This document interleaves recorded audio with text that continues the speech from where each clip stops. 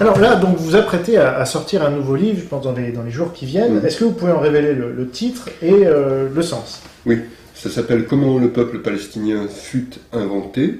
C'est un petit livre bref qui est composé d'une introduction, d'une longue postface et d'un texte de mon ami David Horowitz, qui est un grand éditorialiste et écrivain américain.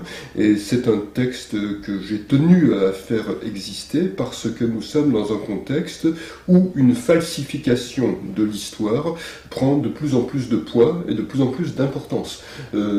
Jusqu'en 1967, jusqu'à la guerre de 67, il était tout à fait clair, tout à fait dit que le monde arabe voulait détruire Israël. Et il n'était pas question de peuple palestinien.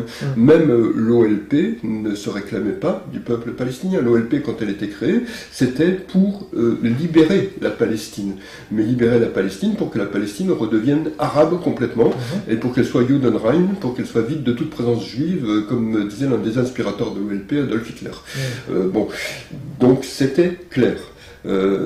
Depuis, les services de Nasser et les services du KGB ont inventé la notion de peuple palestinien pour que ça passe pour une lutte de libération nationale. Ça vous démontre oui, bien sûr. Que ça a été inventé par les services de Nasser. Ça a été inventé, et d'ailleurs à chaque fois que je parle de cela à quelqu'un, je dis mais trouvez-moi une trace de la notion de peuple palestinien avant ce moment-là. Personne ne peut la trouver, parce que personne n'en parle. Sachant que la Palestine avant, c'était justement...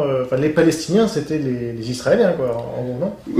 Les Juifs. On les appelait les Palestiniens. Bien sûr, on les appelait Palestiniens. C'est pour ça qu'il y a un vol d'identité, une capture d'identité, mais qui ne se limite pas à cela. On a commencé à cette époque-là aussi à parler de Nakba pour désigner la création d'Israël. Et pourquoi est-ce que le mot Nakba a été forgé? Pour que les Palestiniens puissent parler d'un génocide qu'ils auraient subi, qui serait comparable à la Shoah, ce qui est une monstruosité.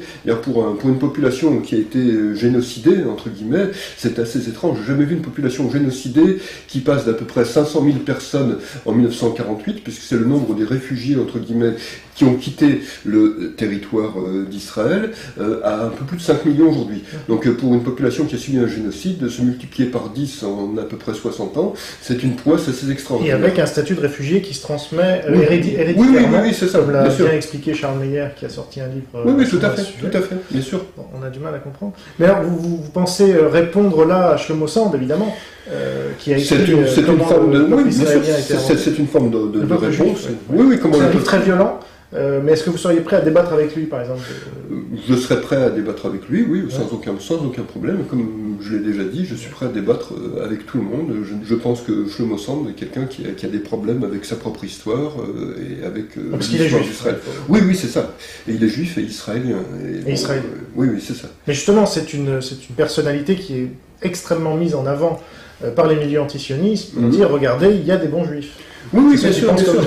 Bien sûr, mais les juifs qui pratiquent la haine de soi sont des gens providentiels pour les antisémites. Bon, chaque antisémite a son bon juif. Donc je dirais que Shlomo Sand, c'est le bon juif de ceux qui veulent détruire Israël, comme il y en a d'autres. Finkelstein. Norman Finkelstein en fait partie.